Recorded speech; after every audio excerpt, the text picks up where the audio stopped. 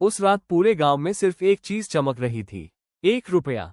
Fearful face, लेकिन किसी को नहीं पता था कि वह रुपया किसकी किस्मत बदलने वाला है। गांव में मोहन नाम का एक गरीब लड़का रहता था।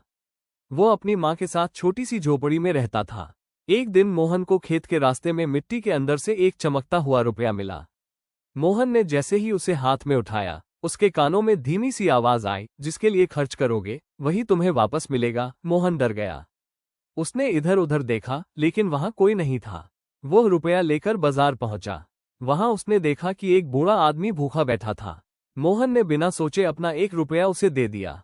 अगले ही पल वो रुपया बूढ़े आदमी की हथेली से गायब हो गया। फ्लश्ड मोहन घबरा गया, लेकिन बूढ़ा मुस्कुराया और बोला, बेटा, आज तुमने किसी की भूख मिटाई है, अब तुम्हारी जरूरत भी पूरी होगी। मोहन घर पहुंचा तो उसकी मां ने बताया कि घर के बाहर किसी ने अनाज की एक बोरी रखी है। अगले दिन मोहन ने वही रुपया फिर से रास्ते में पाया। इस बार उसने वो रुपया एक बीमार बच्चे की दवा खरीदने में लगा दिया।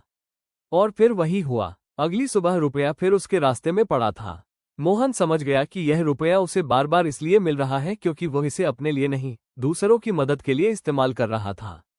लेकिन एक दिन उसके मन में लालच आ गया। उसने सोचा, अगर मैं इस रुपये को खर्च ही न करूं और अपने पास रख लूं, तो ये हमेशा मेरे पास रहेगा। उसने रुपया संदूक में बंद कर दिया।